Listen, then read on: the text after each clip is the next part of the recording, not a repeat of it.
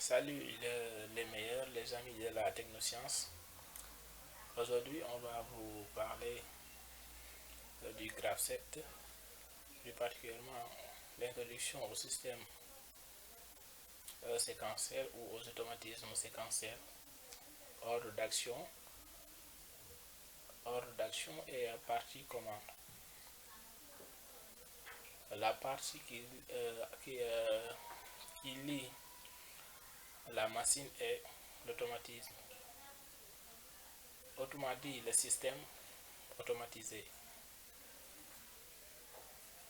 Donc, il y a une relation qui existe entre l'automatisme et la machine. Par exemple, si on prend l'exemple de l'homme, il y a une relation qui existe entre le cerveau et les différentes parties du corps. Donc, le cerveau ordonne des actions, ou bien je voulais dire que le cerveau donne des ordres aux différentes parties du corps, par exemple l'action de lever les bras ou l'action de descendre les bras, l'action de marcher vers l'avant ou l'action de reculer. Donc tout ça se tourne autour du cerveau. Donc c'est le cerveau qui commande, n'est-ce pas, et qui donne des actions. C'est la même chose entre l'automatisme et la machine. Ok, c'est la même chose entre l'automatisme et la machine. On pouvait même dire que l'automatisme représente le cerveau et la machine les différentes parties du corps.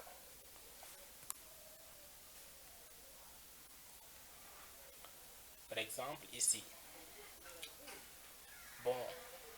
la tête de l'homme part des ordres d'action, comme je disais tantôt, qui seront exécutés par le corps humain.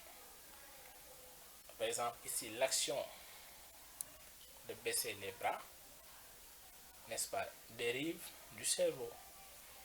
L'action de lever les bras dérive du cerveau. Mais ici, on a des ordres, n'est-ce pas?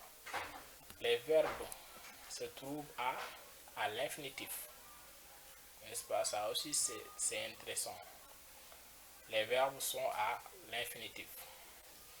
Donc, je disais que on pouvait dire que le cerveau représente l'automatisme et le corps, la machine.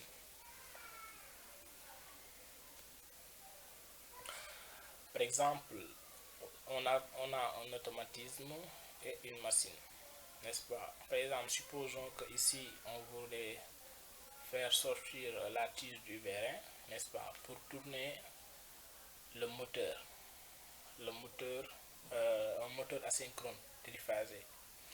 Donc, par exemple, on a un vérin double effet à commande électrique, n'est-ce pas, avec un distributeur bistable, avec un distributeur 5.2 bistable à commande électrique, n'est-ce pas? Donc l'action quitte l'automatisme pour l'ordre quitte l'automatisme pour la machine. L'action de faire sortir la tige du vérin quitte l'automatisme pour la machine. Donc ici, voyons que de même pour le système automatisé, l'ordre d'action est émise par l'automatisme pour être exécuté par la machine. Donc sortir la tige du vérin, faire tourner l'arbre du moteur. Donc ici, le fait de sortir la tige du vérin a pour conséquence de tourner l'arbre du moteur. Donc on sort le vérin pour tourner l'arbre du moteur. L'automatisme, comme la tête, représente la partie commande du système. Donc dans un système automatisé, on a la partie commande et la partie opérative. vu que l'automatisme représente la partie commande, car c'est là où dérivent les ordres, et les ordres seront exécutés par la machine. Donc on dira que l'automatisme représente la partie commande et la machine la partie opérative du système automatisé. Donc après avoir fini avec l'autre partie, on attaque la partie capteur et partie opérative. Capteur, bon, si on parle de capteur, les capteurs nous permettent d'obtenir des informations, n'est-ce pas? Parce qu'à partir des capteurs, on pourra savoir est-ce que le vérin est sorti ou le vérin est rentré, n'est-ce pas? On pourra aussi détecter, bon, pas mal de matériaux, parce qu'on a des capteurs magnétiques, des capteurs capacitifs, des capteurs, on peut avoir des capteurs magnétiques, des capteurs capacitifs, n'est-ce pas, et pas mal de capteurs. Donc, elles ont pour rôle de donner des informations. Donc, réception d'informations. Les bras sont baissés, n'est-ce pas? Ça dérive du cerveau. Donc, c'est le cerveau qui commande et qui ordonne l'action. De même, la partie commande accuse réception d'informations lorsque les récepteurs, ici vous entendez par récepteur capteur, n'est-ce pas? En automatique, on parle de capteur, n'est-ce pas? Ou du moins en automatisme, on parle de capteur. Capteur de fait de course à action mécanique, capteur magnétique, capteur inductif, capteur capacitif et autres. De la machine indique que l'action a été exactement exécutée. Bon, la partie commande, réception d'informations et la machine. Donc, on verra que la machine est la partie opérative. Donc, dans le système automatisé, on retrouve la partie commande et la partie opérative.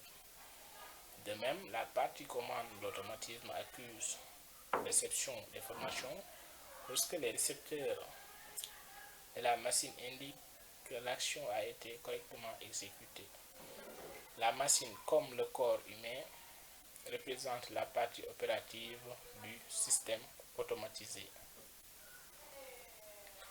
Donc, on va essayer de faire notre exercice. Ici, l'examinateur nous demande de remplacer les propositions dans les bonnes colonnes. Donc, des petits rappels à faire. Ici, on a deux colonnes. Réception d'informations et ordre d'action. N'est-ce pas? Réception d'informations et ordre d'action, l'automatisme et la machine. Donc, entre l'automatisme et la machine, il y a des relations qui existent.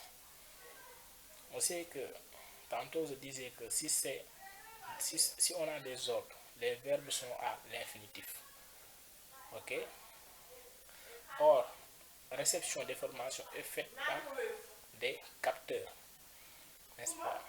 Donc, ces informations sont faites par des réceptions d'informations. Cette réception est faite par des capteurs qui reçoivent les informations, n'est-ce pas, avant d'exécuter. Ok. Donc, je disais que pour les ordres, les verbes sont à l'infinitif. Donc, qu'est-ce que cela veut dire? On a sorti la tige du vérin, on a percé la pièce, on a monté la température, allumé le voyant. Donc, on a remarqué que ces verbes sont à l'infinitif. Je commence par température atteinte. Donc, température atteinte, c'est une réception d'information. On a une réception d'information. Sortir la tige du vérin. Ça aussi, on a des ordres, ce sont des ordres. Allumer le voyant, ce sont allumer des voyants ordre. Monter la température, ordre d'action, ordre d'action, ordre d'action. Percer la pièce, ordre d'action. Pourquoi? Parce que tous ces verbes sont à l'infinitif. Après, on va vérifier est-ce que c'est bien, est-ce que ce sont les réponses exactes. Mais en référant de ce qu'on disait tout à l'heure, les verbes d'ordre sont à l'infinitif. Donc on va remplir la partie réception d'informations. Après on verra.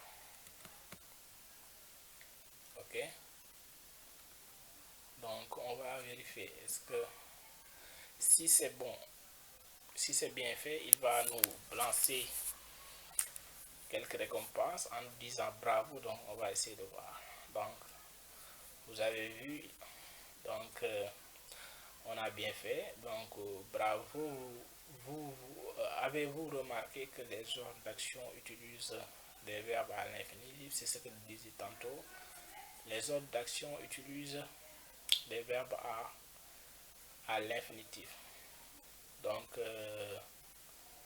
utilise des verbes à l'infinitif. Je pense que on va arrêter ici. Et je pense que aussi cette vidéo pourra apporter pourra faciliter votre compréhension, n'est-ce pas, aux automatismes, sur les automatismes séquentiels. Donc c'est ce qui met fin donc à cette vidéo. Merci pour d'avoir suivi cette vidéo et à la prochaine.